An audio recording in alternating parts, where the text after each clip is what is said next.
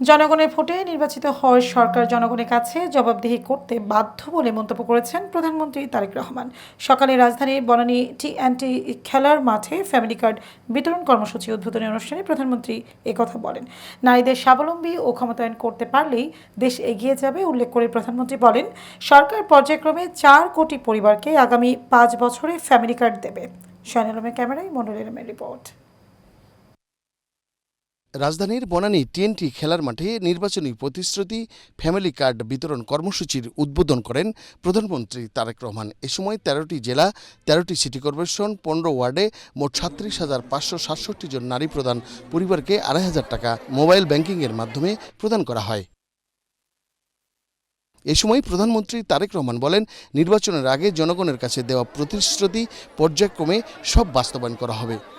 নারীদেরকে আমরা ক্ষমতায়ন করব, অর্থনৈতিকভাবে সচ্ছল করে গড়ে তুলব এবং তারই অংশ হিসাবে আজকে এই ফ্যামিলি কার্ড আমরা সমগ্র বাংলাদেশে পর্যায়ক্রমিকভাবে ইন্ট্রোডিউস শুরু করলাম। আজকে আমরা সমগ্র বাংলাদেশে 14টি জায়গায় বা 14টি উপজেলায় এই কাজ শুরু হয়েছে।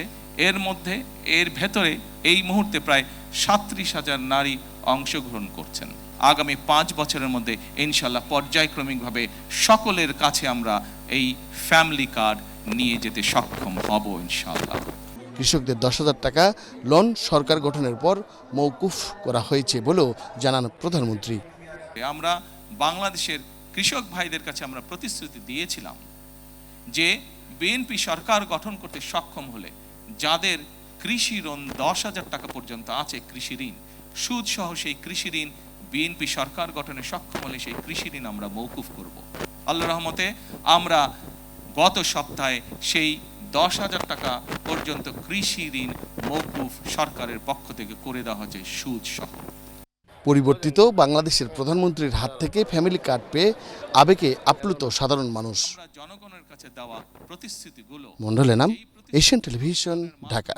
জনগণের ভাগ্যের পরিবর্তন হবে।